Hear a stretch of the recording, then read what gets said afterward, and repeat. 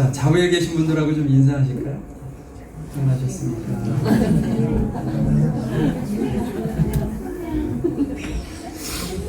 아이들도 좋은가 봐요. 못 보던 사무엘이나 이렇게 오랜만에 보니까 굉장히 기분 좋아요. 자, 우리 행복을 여는 4가지 고백 주님께 올려드리고 사도신경으로 신앙 고백하도록 하겠습니다. 하나님이 나와 함께 하시니 나는 행복한 사람입니다. 말씀대로 순종하며 사는 것이 가장 큰 행복입니다. 형제를 사랑하고 이웃을 섬기는 것이 진정한 기쁨입니다. 기쁨이 넘치는 교회, 행복이 가득한 성도. 아멘. 사도신경으로 우리의 신앙을 고백하겠습니다. 나는 전능하신 아버지 하나님 천지의 창조주를 믿습니다. 나는 그의 유일하신 아들 우리 주 예수 그리스도를 믿습니다. 그는 성령으로 잉태되어 동정녀 마리에게서 나시고 본디오 빌라도에게 고난을 받아 십자가에 못 박혀 죽으시고 장사된 지 사흘 만에 죽은 자 가운데서 다시 살아나셨으며 하늘에 오르시어 전능하신 아버지 하나님 우편에 앉아 계시다가 거기로부터 살아있는 자와 죽은 자를 심판하러 오십니다. 나는 성령을 믿으며 거룩한 공교회와 성도의 교제와 죄를 용서받는 것과 몸의 부활과 영생을 믿습니다. 아멘. 오늘 찬양 2곡인데요. 첫 번째 찬양이 주의 이름 높이며 주를 찬양하는 찬양인데요. 좀 짧습니다. 짧지만 가사를 좀 생각하시면서 십자가에서 저희들을 위해서 돌아가시고 부활하신 그 하나님 예수님 그리스도의 그 놀라운 기적 같은 그 일들을 주님 앞에 높여 올려드리는 시간이 되었으면 좋겠습니다.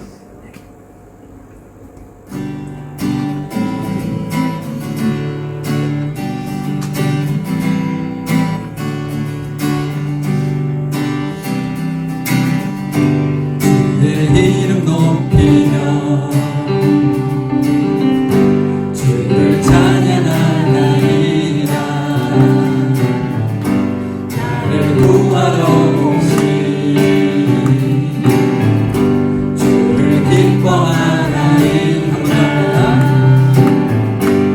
주의 이름 높이며 주를 찬양하나이다.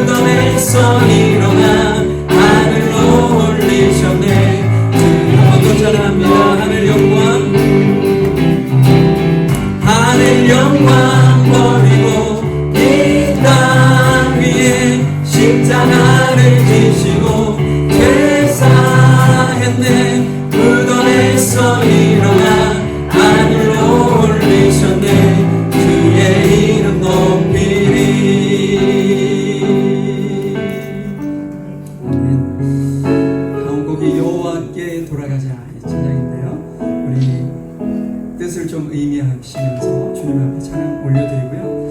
오늘 예배를 위해서 또 우리 지체 가운데는 이곳에 참여하고 싶은 간절한 마음이 있지만 참여하지 못하는 이들이 있습니다. 우리는 내가 원하면 늘 언제든 갈 수 있지만 어떤 이들에게는 정말 간절히 원하는 예배이지만 그 예배의 자리에 나올 수 없는 이들도 우리 지체 가운데 있습니다. 그들을 위해서 함께 기도해 주시고 그들이 머무는 자리가 하나님 앞에 온전히 올려드리는 예배의 자리라는 사실을 잊지 않고 불평이 아니라 그날 하나님께서 인도해 주실 것을 간절히 소망하는 마음으로 우리 모든 교회 지체들이 한 자리에 모여서 주님 앞에 예배하는 그 자리를 간절히 소망하는 마음으로 예배와 우리 옆에 있는 성도들을 위해서 함께 기도하는 시간 갖도록 하겠습니다.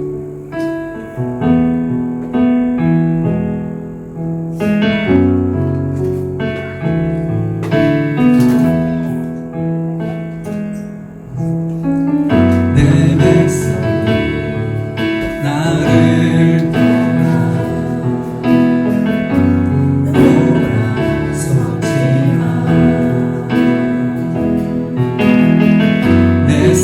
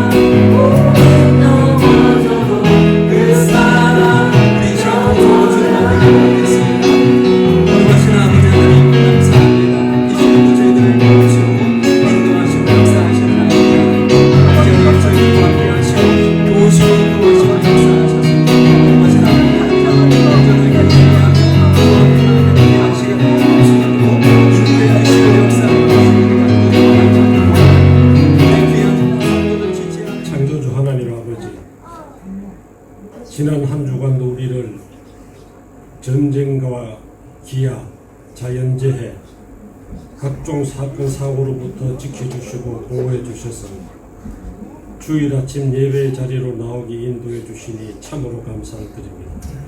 주님, 오익은 형제가 치료를 잘하여 건강한 모습으로 찬양 인도 자리로 돌아오기를 바라며 김은아 지사님과 이정아 지사님 건강도 잘 회복되어 하루속히 정상적인 일상을 회복할 수 있도록 도와주시기를 기도드립니다.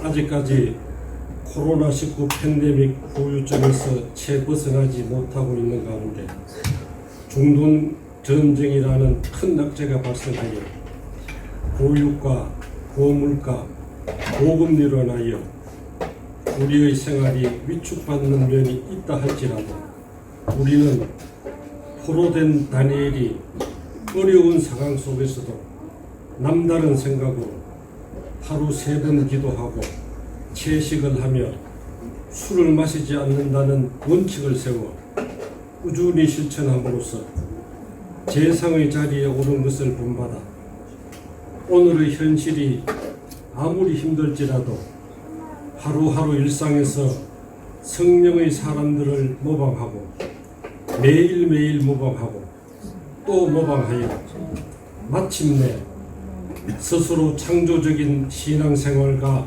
가정생활 그리고 직장생활은 물론 청소년들의 학업에서도 창조적인 수준까지 이름으로써 어떠한 어려운 고난에서도 넉넉하게 승리하여 하나님께 영광 돌리게 인도해 주시기를 기도드립니다. 기름 부어 세우신 오광영 담임 목사님께 성령님께서 늘 함께 해주셔서 영육 간의 강건함을 더해주시고 맡은 사명을 잘 감당할 수 있도록 도와주시기를 기도드립니다. 예배를 위하여 헌신하는 모든 손길들을 기억해 주시고 지치지 않도록 서로 도와가며 신앙을 지켜가는 지혜와 힘을 주셔서 건강한 영적 공동체를 이루어가는데 쓰임받게 인도해 주시기를 바라며 예수님 이름으로 감사하며 기도드리겠습니다. 아멘.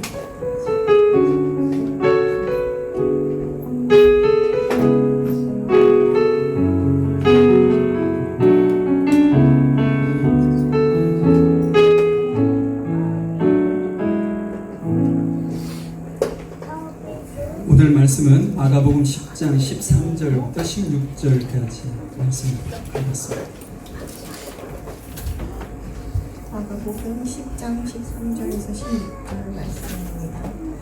사람들이 예수의 만져주심을 바라고 어린아이들을 데리고 오매 제자들이 꾸짖거늘 예수께서 보시고 분이 여겨 이르시되 어린아이들의 내게 오는 것을 용납하고 금하지 말라. 하나님의 나라가 이런 자의 것이니라. 내가 진실로 너희에게 이르노니 누구든지 하나님의 나라를 어린아이와 같이 받들지 않는 자는 결단코 들어가지 못하리라 하시고 그 어린아이들을 안고 저희 위에 안수하시고 축복하시니라. 우리 아이들이 어릴 때부터 하나님을 나의 구원자로 믿고 평생 하나님을 떠나지 않게 해주세요. 세상의 문화 속에서도 우리 학생들이 하나님의 자녀라는 자부심을 잃지 않게 도와주세요. 주일마다 말씀을 가르치는 선생님들에게 성령의 지혜와 아이들을 품을 수 있는 사랑을 주세요. 학업과 직장 생활로 바쁜 청년들이 세상의 성공보다 하나님의 동행하는 기쁨을 먼저 알게 해주세요. 예수님의 이름으로 기도했습니다. 아멘. 오늘 예배 중에 성찬 예식이 있습니다. 우리 교사들도 올라와서 같이 하면 좋겠습니다. 그리고 다음 주 5월 10일 예배 끝난 후에 공동의회를 좀 하도록 하겠습니다. 시간제를 다 내셔서 꼭 좀 참여해 주시면 좋겠고요. 저희 물가의 신교교회가 이제 꽤 오래됐는데 중요한 전환점일 수도 있겠습니다. 지금 시기가. 그래서 우리가 기도하고 또 논의해야 할 일도 있을 것 같아서 꼭 좀 참여하셔서 기도로 준비해 주시면 감사하겠습니다. 우리 휘은이는 수술이 잘 됐습니다. 지난주 화요일날 재수술인데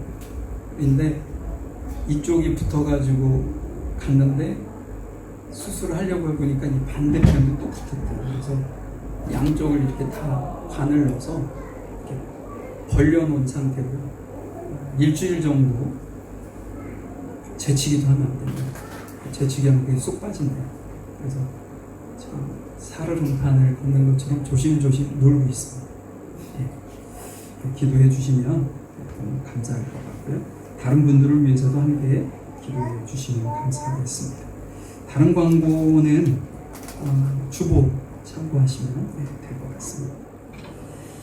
자, 오늘 제가 어린이가 행복해야 교회가 행복합니다. 이렇게 제목을 잡아봤는데 실은 5월은 가정의 달이기도 하고 한국에서는 첫째 주는 어린이 예배, 어린이 주일, 그 다음에 어버이 주일, 교사 주일 이런 식으로 하는데 이렇게 제가 이민을 와서 보니까 그런 저기가 거의 없다시피 하더라고요. 그래도 이제 우리가 5월 달이 됐으니까 실은 우리가 하나님 앞에 아름다운 공동체를 이루기 위해서 우리가 아이들도 한번 좀 생각해보고 교회가 어른 중심의 교회가 아니라 참여하는 모든 그 공동체 어린이까지 포함해가지고 물가신경계는 참 행복한 것이다. 그리고 저 아이들이 커서도 물가신경계를 생각하면 그때 받았던 사랑과 감동이 나와 있는 그런 공동체를 우리가 만들어야 되지 않을까 그런 생각에 여러분들이 너무 잘 알고 계시는 마가복음 10장의 말씀을 들고 섰습니다. 우리 교회에서, 그러니까 우리 교회뿐 아니라 모든 교회에서 소란스럽고 예배에 방해가 되는 것 같고 한 연령층이 어떤 연령층일까요? 질문 하나만 하죠. 어린 주일학교, 주일학교를 성인들이 어떻게 생각하느냐가 매우 중요한데 아이들이 예배 시간에 떠들고 잡담하고 막 자기 멋대로 이렇게 행동하고 요즘에는 그렇지 않은데 아이들이 막 앞으로도 나오잖아요. 이제 좀 있으면 그럴 아이가 생깁니다. 그렇게 됐을 때 막 인상이 찌그러지고 제가 예배를 방해하네, 집중이 안 된다고 막 우리 안에서 만약에 뭐랄까 불편함이, 그래서 그것이 불평으로 이어질 수 있는 불편함이 우리 안에 만약에 올라온다. 여러분들 안에 그런 생각이 지금까지 있었다. 그런다면 오늘 본문에 등장하는 제자들과 정확히 같은 상황입니다. 예수님께서 제자들에게 뭐라고 말씀하셨는지, 그리고 그걸 통해서 예수님께서 무엇을 원하셨는지 여러분들이 좀 발견할 수 있는 귀한 시간이 되었으면 좋겠다, 그런 생각을 해보게 됩니다. 우리 13절 말씀을 다시 한번 볼까요? 사람들이 예수께서 만져주심을 바라고 어린아이들을 데리고 오면 제자들이 꾸짖거늘. 부모들이 간절한 마음을 가지고 예수님 앞에 아이들을 데리고 와서 축복 기도를 받고 싶어서 예수님께 데려오는 장면입니다. 여러분, 당시 사회에서는, 그러니까 당시는 랍비라는 표현을 썼는데 예수님도 랍비 중 한 분이셨습니다. 그들이 생각할 때는.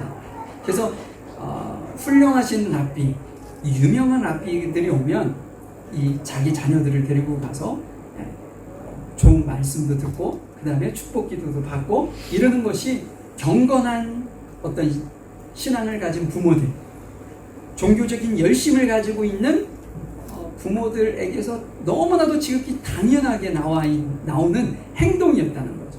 그런데 지금 제자들이 그들을 어떻게 해요? 꾸짖었다, 이렇게 나와 있어요. 그러니까 아이들을 꾸짖은 것은 아니지만 부모를 꾸짖음으로 인해서 아이들이 예수님께 가까이 오는 것을 제지한 거죠. 여기 꾸짖다라는 이 단어가요, 다른 곳에서 많이 나옵니다. 그런데 공교롭게 제가 찾아보니까 너무나도 이렇게 뭐랄까요, 범상치 않은 시기에 사용했던 단어더라고요. 언제 사용을 했냐면 이 마가복음 1장에 내려가 보면 그 예수님께서 귀신 들린 자를 꾸짖는 장면이 나옵니다. 그 귀신을 꾸짖으면서 그 안에서 나오라고 예수님께서 말씀하실 때 그 꾸짖다는 단어가 동일한 단어예요.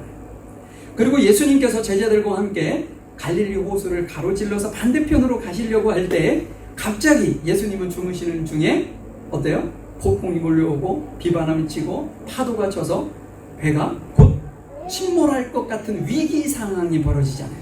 그때 제자들이 예수님을 다급히 깨우면서 자신들을 좀 살려달라고 할 때 예수님께서 바람과 파도를 꾸짖으셨다, 이런 표현입니다. 이때 사용한 단어가 지금 제자들이 부모에게 했던 꾸짖다는 단어였습니다.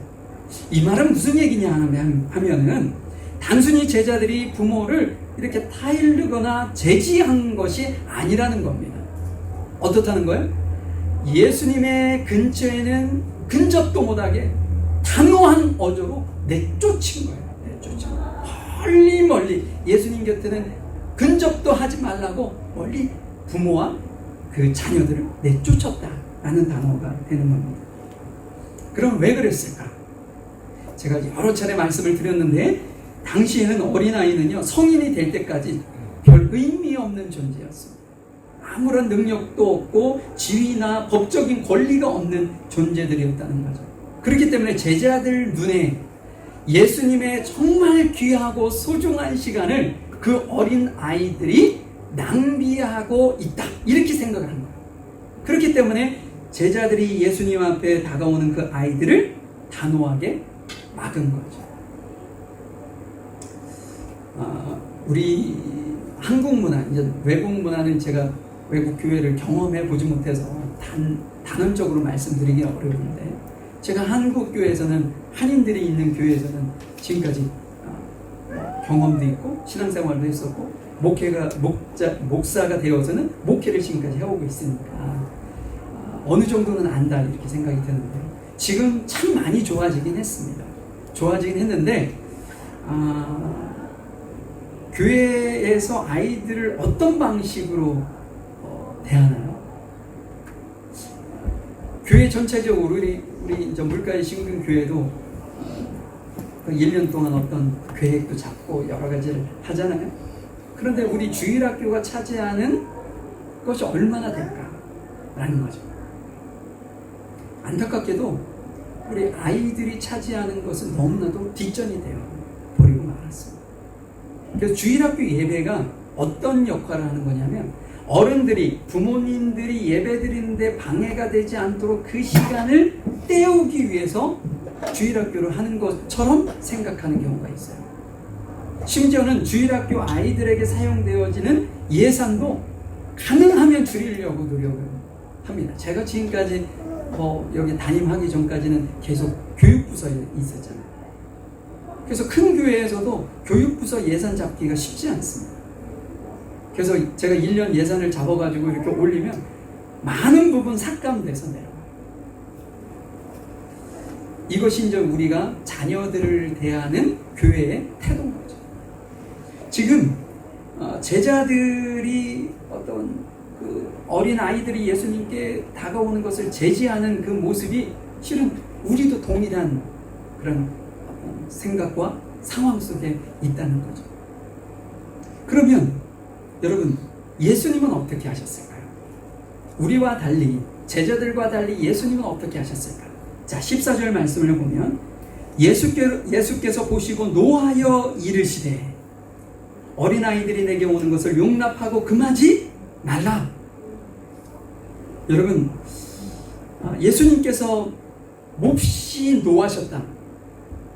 이 마가복음으로만 한정하거나 복음서로 확대해도 예수님께서 자신의 감정을 드러낸 분노를 표출한 사건이 거의 없습니다.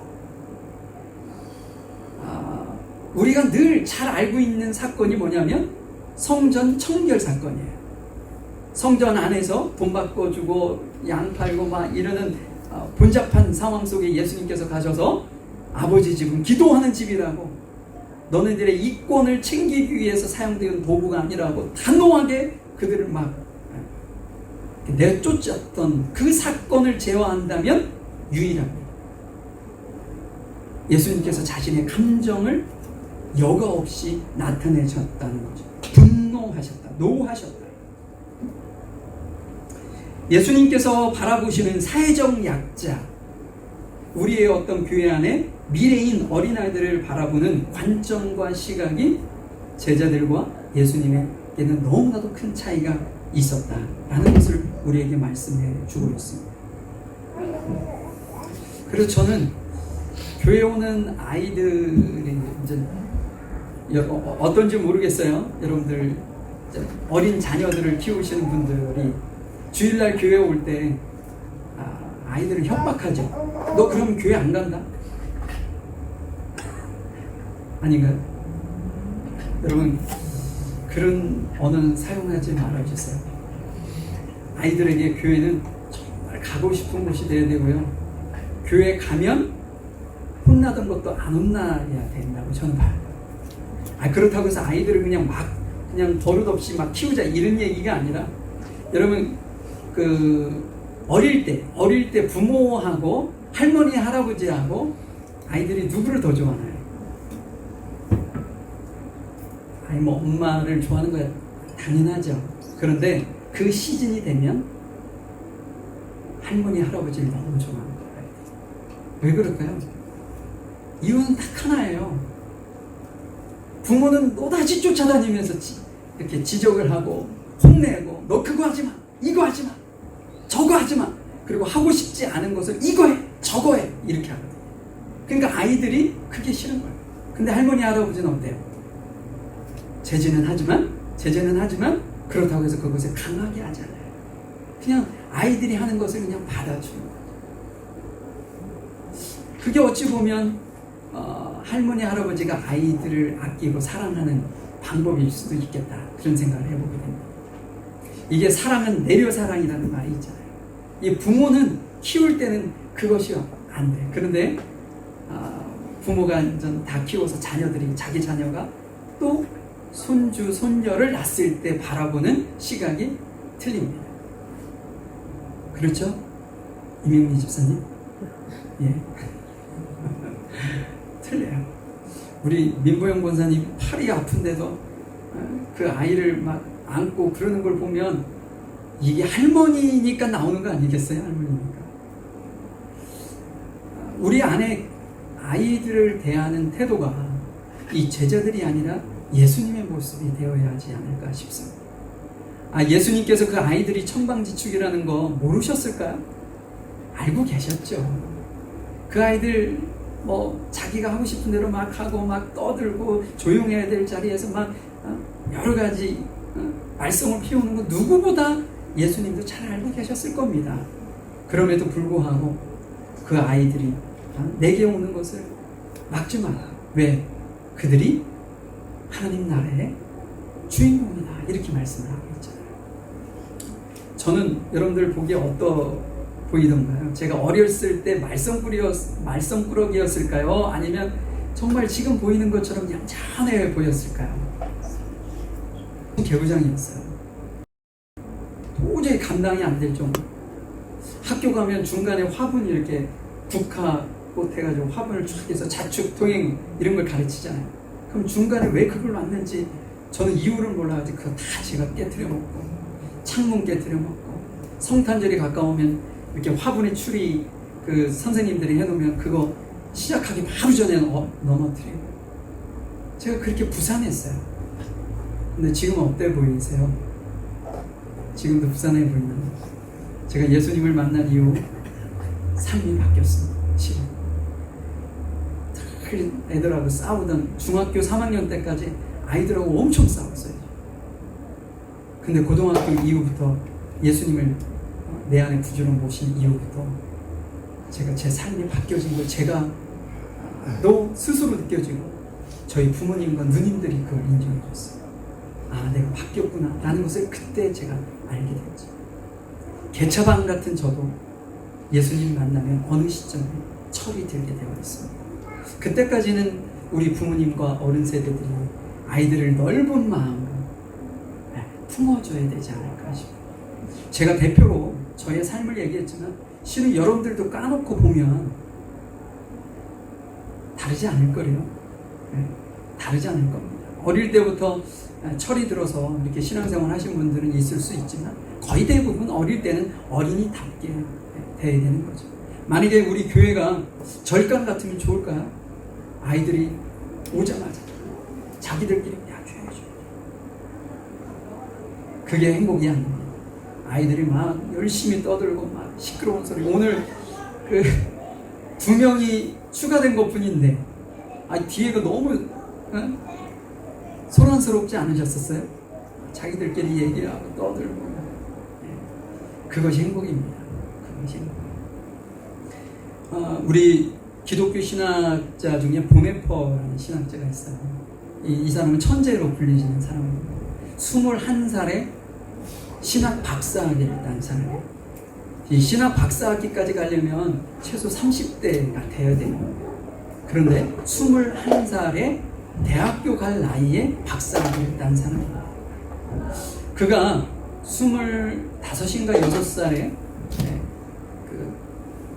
어떤 강단에 서서 학생들을 교육하는 교수가 되었는데 교수직을 받은 그에게 또 하나의 세컨 잡을 학교에서 요구를 했는데 그것이 뭐냐면 베를린의 빈민촌에 세워진 교회에 가서 교사로 일을 하라는 지시라고 해야 되나요? 그것을 받게 되었어요. 자신이 천재성을 인정한다면 그런 곳에 박아두면 안 된다라고 이렇게 막 뭐랄까 불평도 하고 원망도 하고 저 거기 안 갑니다 이렇게 할 법도 한데 그 보네퍼는 기꺼이 가겠다고.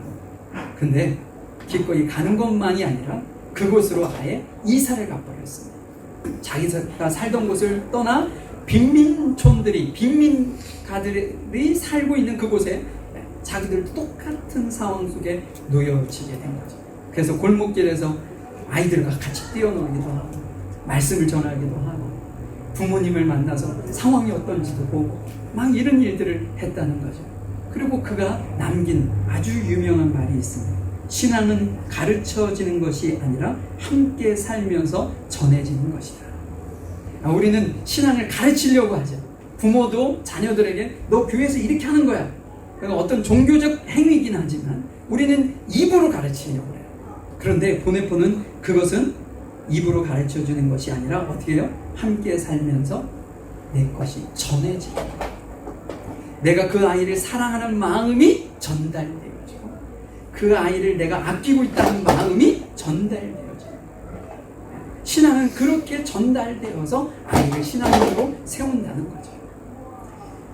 그곳에서 자라났던 보네퍼의 교육을 받았던 한 아이가 커서 이렇게 얘기를 했답니다. 보네퍼 선생님은 처음으로 자신들을 사람으로 대해준 어른이었습니다. 이것이 그 아이에게 전달되어졌던 거죠. 그래서 그 아이들이 예수님을 저버리지 않고 인격적으로 예수님을 만날 수 있게 되었던 겁니다. 여러분, 지금 예수님께서 하시는 말씀이 이 말씀 아닐까요? 그 아이들이 나중에 모든 사람들이 자신을 인간 취급도 하지 않았는데 예수님만이 자신들을 사람으로 인정해 주신 유일한 랍비셨습니다. 그들이 그렇게 얘기하지 않았을까요? 왜냐? 오지 말라고 그들을 꾸짖지 아니하시고 도리어 그들을 오게 하고 그들을 하나님의 나라의 주인공이라고 얘기했으니 이게 얼마나 그들에게 큰 감동이 되었겠어요. 이것이 전해진 거죠. 가르치는 것이 아니라 전해지도록 예수님께서 삶으로 보내주셨던 것입니다. 우리 공동체 안에도 이런 일들이 벌어졌으면 좋겠어요. 그러니까 우리 아이들이 나중에 우리 물가의 신경교회를 보면서 나는 여기서 환영받았던 존재였어 라고 나는 사랑받기도 하고 환영받기도 하고 그래서 물가의 신경교회는 나를 너무나도 지극히 인격적으로 대해줬던 공동체야. 나는 고백이 나올 수 있도록 여러분들이 좀 우리 모두 하셨으면 좋겠습니다. 그럼 어떻게 해야 될까요? 매주일 아이들을 보잖아요. 아이들을 보면 여러분들 우리 아이들 이름 다 아시죠? 몇 안 됩니다. 그죠? 우리 아이들 8명밖에 안 돼요. 8명. 그 아이들 8명을 이름을 한 번씩 불러주시면서 집에 가시기 전에 예배 끝나고 집에 가기 바빠하지 마시고 아이들 하나하나 이름을 불러주면서 오늘 예배 너무나도 잘 드렸어. 내가 준원아 내가 너 사랑해. 하나 내가 너 네 팬이야. 막 이런 이야기를 긍정적인 언어로 그 아이들에게 이렇게 좀 전해주었으면 좋겠습니다. 우리 아이들 한 사람 한 사람 다 이름을 제가 여기서 부를 수 있지만 시간이 없죠. 제가 우리 아이들을 너무나도 사랑하고 좋아합니다. 그 아이들이 너무나도 귀해요. 여러분들도 동일한 마음을 가지고 우리 아이들에게 그렇게 대해주면 너무나도 감사하겠다는 생각을 해보게 됩니다. 자, 14절을 다시 한번 보죠. 왜 아이들이 중요한가? 예수님께서 그 끝부분에 뭐라고 하나요? 하나님의 나라가 이런 자의 것이니라. 하나님의 나라가 이런 자의 것이니라. 예수님께서 이 고백을 했었을 때 청중들이 그 이야기를 듣는 주변에 제자들도 있고 예수님을 따르는 많은 무리가 있지 않았겠어요? 근데 그 이야기를 듣는 이들이 깜짝 놀랄 충격적인 말씀을 지금 하고 계시는 겁니다. 왜냐하면 그들이 생각할 때 하나님의 나라는 율법을 잘 지키는 바리새인이나 아니면 예수님을 자신의 삶을 내려놓고 따라갔던 그 제자들, 그렇게 열심히 있는 제자들이나 갈 수 있는 어른들이 갈 수 있는 곳이라고 그들은 생각했었던 거죠. 그런데 아무것도 없고 아무런 어떤 능력도 없고 업적도 지위도 없는 어린아이들을 가르치면서 하나님의 나라가 이런 자의 것이다 라고 말씀했으니 이게 얼마나 그들에게 큰 충격이었겠어요. 여기서 여러분 이런 자라는 것은요 어린이만 지칭하는 단어가 아닙니다. 그렇죠? 이런 자라는 것은 어린아이와 같은 특성을 가진 어른들도 다 포함하는 거예요. 그러면 하나님께서 예수님께서 어린아이의 어떤 모습을 보시고 그런 자들이 하나님의 나라의 주역이라고 말씀을 하셨을까? 한번 잠시 생각해 보았으면 좋겠습니다. 어린아이의 특성은 뭘까요? 아무것도 없는 존재들이죠. 힘도 없고 자격도 없고 앞에서 얘기했던 그 제자들이나 그 당시에 살던 사람들이 어린아이를 바라봤던 것이 너무나도 정답이죠. 그 아이들을 해서 얻을 게 없다 이렇게 생각할 만큼 그 아이들은 아무것도 가진 것이 없습니다. 내놓을 것이 아무것도 없는 존재들이에요. 여러분 우리 예전에 토요일날 한 달에 한 번씩 브리치 워십이라고 해서 대흥교회에서 청소년 아이들 이렇게 대상으로 예배를 드립니다. 청년들이 와서 게임도 해주고 같이 식사도 하고 그러면서 말씀도 전해주고 이렇게 하는 시간인데 초창기에 우리 준원이하고 서진이를 이렇게 데려갔었어요. 근데 이제 서진이 이제 다 끝나고 준원이 내려주고 서진이 집에 태워다 주는데 서진이가 갑자기 저희 집사람한테 손을 이렇게 잡더라고요.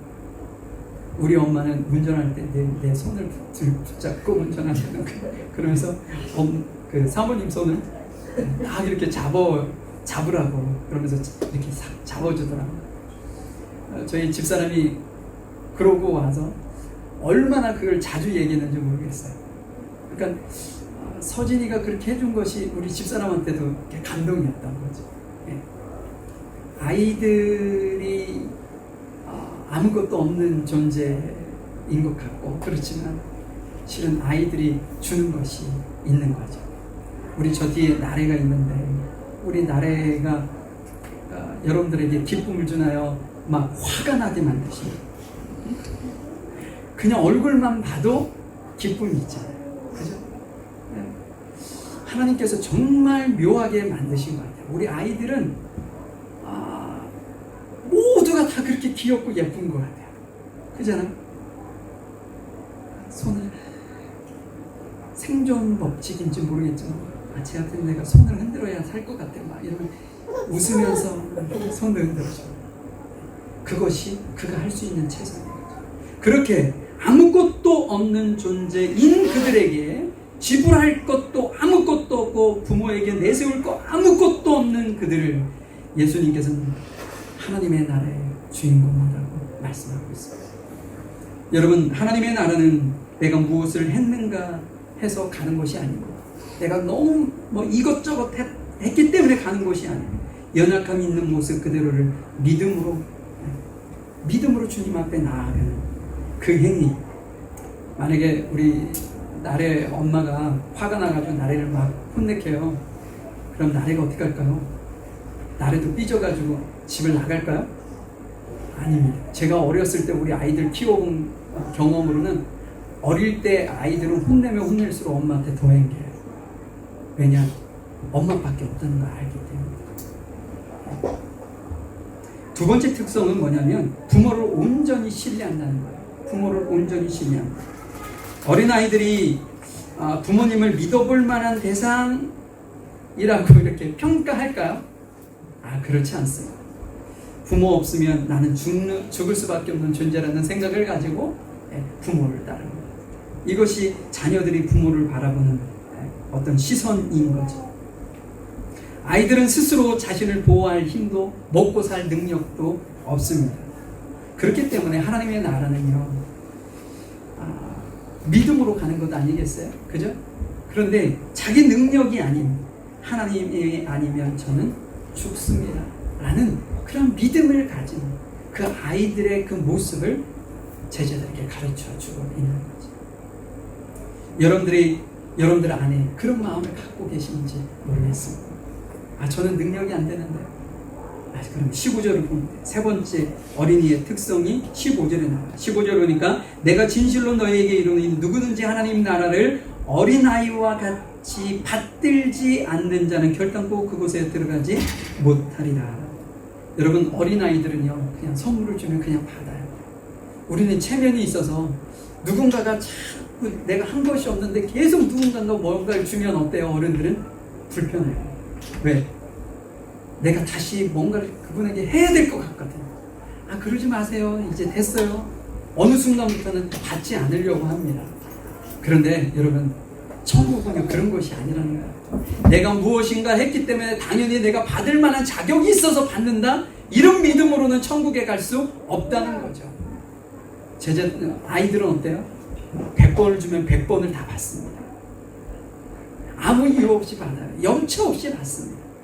그것을 지금 예수님께서 얘기하시는 거예요. 지금 어때요? 어린아이와 같이 받들지 않는 자. 여기서 받들지 않는 자를 다른 표현으로 얘기하면 받아들이지 않으면, 받아들이지 않아요. 여러분, 내가 뭐길래, 내가 지금 예수님께 해드린 것이 뭐가 있어서 나는 받을 만한 자격이 없어, 이렇게 생각하지 마시고요. 주님께서 우리에게 허락해 주신 이 하나님의 나라에 대한 놀라운 은혜와 축복을 여러분들의 믿음으로 그냥 받으십니다. 받으면 여러분들의 삶에 놀라운 변화가 일어나기 시작한다는 거죠. 우리는 자꾸 하나님의 나라를 위해서 무엇을 해야 할까 고민을 합니다. 근데 선물은 거저 받는 거예요. 내가 무엇인가 하는 것이 아니에요. 그렇기 때문에 하나님의 나라는 내가 건설하는 나라가 아니라 이미 그리스도께서 완성하신 나라를 선물로 거저 받는다는 것을 여러분들이 꼭 기억하시고 아이들처럼 염치 없이 그때그때 계속 받는 여러분들의 삶이 되었으면 좋겠습니다. 여러분, 로버트 콜스라는 하버드대 교수가 있습니다. 그가 30년간 이분이 소아정신과 교수였거든요. 근데 이분이 30년간 전 세계에 있는 미국을 포함해서 아프리카, 남미, 그다음에 아시아, 중동, 유럽 다 포함해가지고 그것에 있는 아이들을 대상으로 한 사람 한 사람 자기가 인터뷰를 다 했잖아요. 근데 그 인터뷰를 할 때 어떤 질문을 던졌는가? 하나님에 대해서 어떻게 생각해? 죽음에 대해서 어떻게 생각해? 삶의 의미에 대해서 어떻게 생각해? 이렇게 다양하게 그 아이들의 상태를 확인하기 위해서 질문을 던지면서 그걸 가지고 이렇게 작성을 하고 결국에는 책으로 나왔는데 아이들의 영적인 삶, 이런 책으로 나왔습니다. 그런데 거기에 결론으로 그 교수가 남긴 글이 중요해요. 그건 뭐라고 얘기했냐면, 아이들은 어른들이 생각하는 것보다 훨씬 더 깊이 하나님을 생각하고 삶의 의미를 탐구하는 영적인 존재다. 그들은 삶이 유일한 여정임을 인식하며 우리 어른들과 똑같이 그 의미를 찾고자 하는 어린 순례자들이다. 이렇게 결론을 내렸어요. 그 책에서. 근데 제가 신학교 다닐 때 초등학교 6학년짜리인가였어요. 근데 그 아이를 보면서 내가 너무나도 놀랐어요. 하나님을 저렇게 신뢰할 수 있을까? 라고 할 정도로 그 아이가 하나님에 대한 그 믿음이 남다른 아이라고 하거든요. 그러니까 어린 아이라고 해가지고 무시할 게 아니라는 거죠. 어린 아이도 똑같이 하나님 앞에는 동일한 인격체이고, 그가 또한 죽음에 대해서, 어떤 삶에 대해서, 하나님에 대해서 그들이 생각하고 있다는 거죠. 그들 나름대로의 수준에서 생각하는 겁니다. 그렇기 때문에 실은 우리가 지금 어린아이에 대한 이야기를 쭉 나눠 보았는데, 예수님께서 그들이 천국에 그들이 메인이야, 야 너네들 어른 같은 그런 태도를 가지고 그런 믿음을 가지고는 안 돼, 어린아이처럼 나를 믿어야 돼 라고 지금 우리에게 말씀해 주고 있는 것입니다. 자, 마지막으로 우리 16절 말씀, 매우 중요한 이야기가 나오는데요, 그 어린 아이들을 안고 그들 위에 안수하고 축복하시니라. 예수님은요, 입으로 내뱉은 것으로 끝나지 않았습니다. 직접 아이들을 팔과 품으로 안으셨어요. 그리고 안수하시고 축복해 주셨습니다. 우리 자녀들을 우리는 다 자녀들을 두었죠. 그 자녀들이 성장해서 또 아이를 낳느냐 안 낳느냐 이 차이일 뿐이지 우리는 다 부모이죠. 여러분, 예수님이 아이를 안아주시고 안수하시고 축복하셨던 그 사명이요, 부모인 여러분들이 가정에서 행해야 할 사명입니다. 예수님이라면 우리 아이가 이렇게 할 때 어떻게 하셨을까? 라는 마음을 가지고 그 아이들을 축복하고 안수하는 겁니다. 제가 지난주에 서유리가 왔는데, 제가 우리 아이들 키울 때는 그냥 이렇게 막 이렇게 안아보고 그랬던 것 같은데, 흐물흐물한 것처럼 느껴져서 잘못하다 이게 부러지지 않을까 이런 생각에 용기가 안 나서 제가 좀 안아보면 안 될까 이렇게 마음은 있는데 말을 내뱉지 못했어요. 그 대신에 뭐라고 얘기했냐면, 볼 때 우리 보자, 또 그때는 꼭 안아줘야지 이런 생각을 했거든요. 근데 그날 제가 집에 돌아가면서 후회를 했어요. 내가 안았어야 돼, 안고 가 이런 위해서 내가 기도를 해줬어야 돼, 내 실수했다, 후회가 너무 막심하더라고요. 언제 제가 서유를 다시 불렀는지 모르겠지만 다음에 보면 꼭 제가 안고 기도해 주고 싶은 마음이 있어요. 여러분, 제가 우리 아이들이 어렸을 때, 우리 큰아이는 실은 고등학교 다닐 때까지 그랬어요. 용돈을 주잖아요. 용돈을 줄 때, 야 너네들이 용돈 받고 싶으면 밤에 잠자기 전에 아빠한테 와서 기도받고 가라. 근데 우리 작은 아이는 기억을 잘 못하더라고요. 언제 물어보니까. 그러면서 어제 자기 전에 제 서재로 와가지고 머리를 막 디미는 거예요. 왜? 용돈 주셔야죠. 근데 제가 지금도 그때 그 행동이 너무 잘했다는 생각이 들어요. 여러분, 부모가 자녀를 위해 기도하는 건 의인의 기도와 버금가요. 역사하는 힘이 큽니다. 여러분들 아이들을 위해서 기도해 주는 것 아끼지 마세요. 마음껏 어릴 때, 특별히 어릴 때 아이들에게 기도해 주면 아이들이 이렇게 뿌리치지 않아요. 여러분들의 아이들의 머리에 손을 얹거나 아니면 가슴에 손을 얹어주고 충분히 축복의 기도를 해주시면 그것이 하나님께서 우리에게 주신 사명입니다. 예수님께서 아이를 했던 것이 가정에서 부모에게 준 사명이라는 사실을 여러분들이 꼭 기억하시고 그렇게 하셨으면 좋겠어요. 신명기 6장 6절부터 7절에 보면, 오늘 내가 내게 명하는 이 말씀을 너는 마음에 새기고, 먼저 부모들이 하나님의 말씀을 새기라는 거예요. 그 다음에 어떻게 하느냐, 내 자녀에게 부지런히 가르치며 집에 앉았을 때든지 길을 갈 때든지 누워 있을 때든지 일어날 때든지 이 말씀을 강론할 것이며, 여러분 신앙교육은요 주일학교 주일날 와서 1시간 선생님들한테 맡기는 것이 되어지는 것이 아닙니다. 여러분의 자녀들에 대한 신앙교육은 여러분들이 식사하는 식탁에서, 아이들을 학교에 데려다주는 차 안에서, 아이들이 자기 전 침실에서 이루어지는 거예요. 그들에게 아까 보네포가 얘기했던 것처럼 가르치려 하지 말고 여러분들의 가슴에 있는 것을 그에게 전하는 마음으로 아이들을 축복하고 사랑해 준다면 아이들이 행복하고 여러분들의 가정이 행복하고 우리 교회가 행복한 공동체가 되리라 확신합니다. 오늘 가시기 전에 아이들을 꼭 한번 안아주시고 예쁘다, 사랑해 해주실 거죠? 인상 쓰시는 분이 계시는데 그러지 마시고 아이들 꼭 따뜻한 말 한마디로 안아주시고 사랑해 주시면 감사하겠습니다. 자, 제가 좀 길게 했는데요. 말씀 좀 마무리하고 제가 잠시 기도하고 우리 성찬 예식을 좀 하도록 하겠습니다.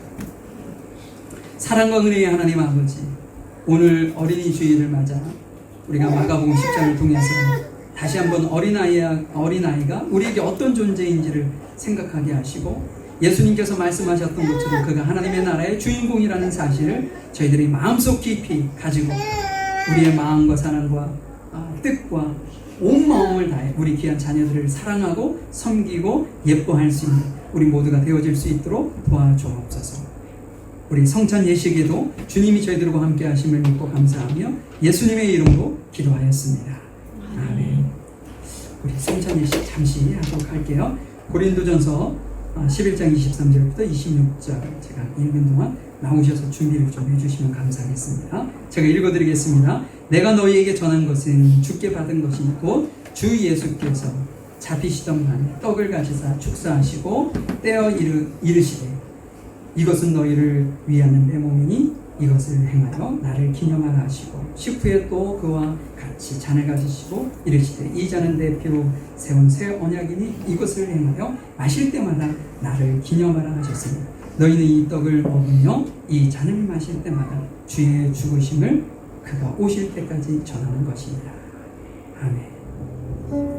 잠시 기도하겠습니다. 하나님 감사합니다. 저희들을 위해 십자가에서 피 흘려주신 주님의 그 크신 은혜를 기억하면서 이 시간 떡과 잔을 받을 때 주님의 살점이 떨어지고 피를 흘리셨다 주님의 그 크신 은혜를 저희들이 꼭 기억하면서 그 은혜에 감사한 마음으로 주님이 다시 오시는 그날까지 믿음을 온전히 지키고자 하는 마음으로 이 시간 기도하는 마음으로 떡과 잔을 받을 수 있도록 도와주옵소서. 모든 것 감사합니다. 예수님의 이름으로 기도하였습니다. 아멘.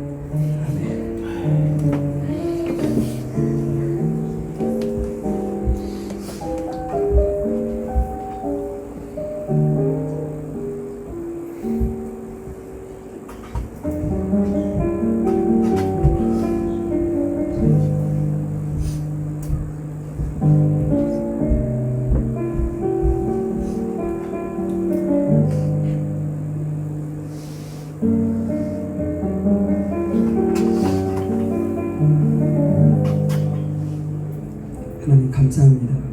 이 시간 주님의 말씀에 순종하는 심정으로 떡과 잔을 받았습니다. 주님께서 저희들에게 베푸신 놀라운 은혜를 한순간도 잊지 아니하고 우리의 삶 속에서 이웃들에게 자녀들에게 이 크신 사랑을 고스란히 전할 수 있는 우리의 삶이 될 수 있도록 은혜를 베푸시고 축복해 주옵소서. 저희들을 도우시고 인도하시는 주님을 찬양하며 사랑하신 예수님의 이름으로 기도하였습니다. 아멘. 1절하고 4절 찬양 들으시고 준비하신 예물 주님 앞에 올려드리도록 하겠습니다.